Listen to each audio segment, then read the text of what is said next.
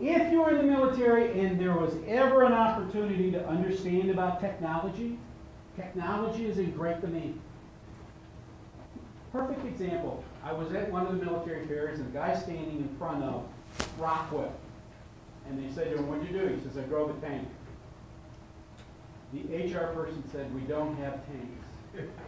And let him go. Now, I'm sitting there for a minute and I'm going, I don't know a whole lot about this, but doesn't Rockwell make components for tanks or parts of tanks or even build tanks or heavy equipment? So I said to the guy, "What is it you're looking for?" He says, "We're looking for heavy equipment operators."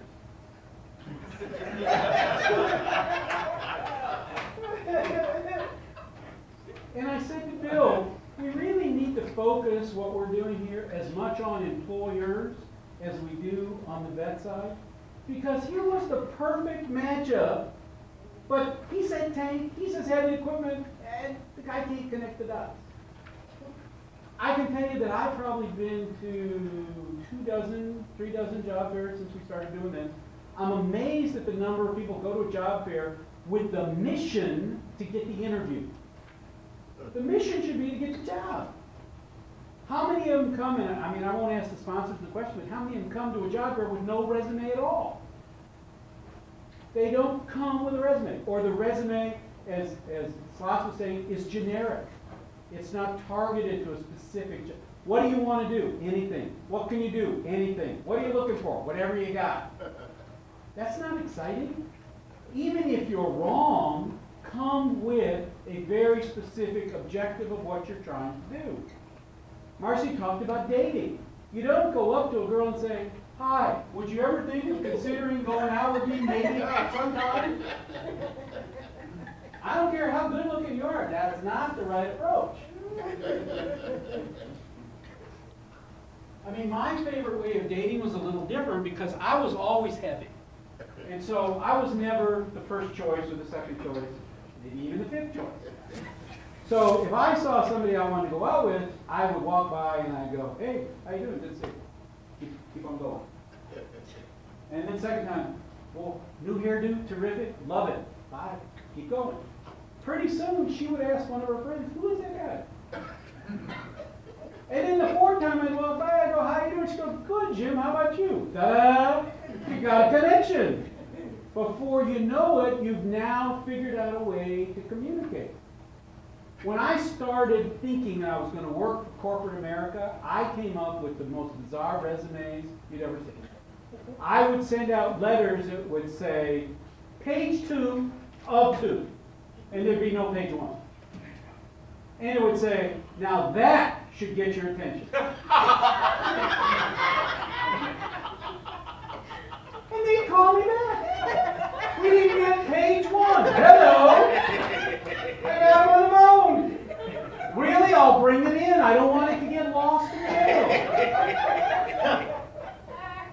Second thing I would do for any of these interviews is I would show up with a box of donuts, Krispy Kreme donuts. And it had my name on the box. And there would be 11 donuts and 1 raspberry filled with powdered sugar. Why? Nobody likes raspberry filled with powdered sugar. You'd say, "Well, why'd you do that?" "Why? Because I'm not in the donut business.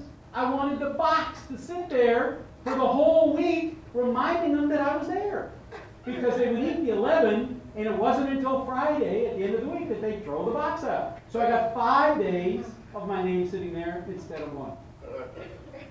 Start to think differently and start to figure out how you can get people's attention.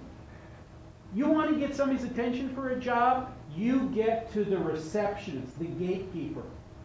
Walk in carrying a pizza. "Hi, I'm here for the interview. I believe this is for you.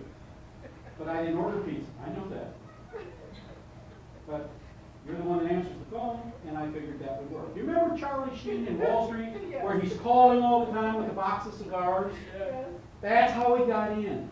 One of my friends, Terry Shodine, found out that the guy that she was trying to get in to see had a certain collection. He was a fanatic about collecting something. She sent him something for his collection.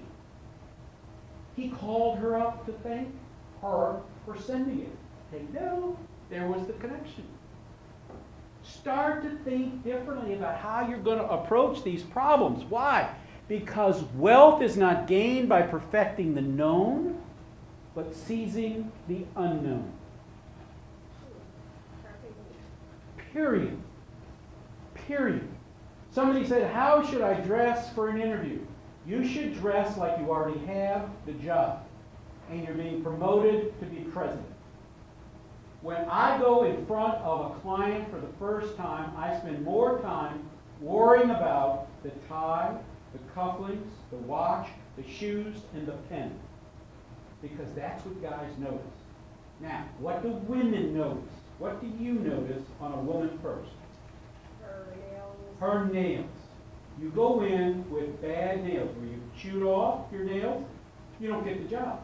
It's that simple.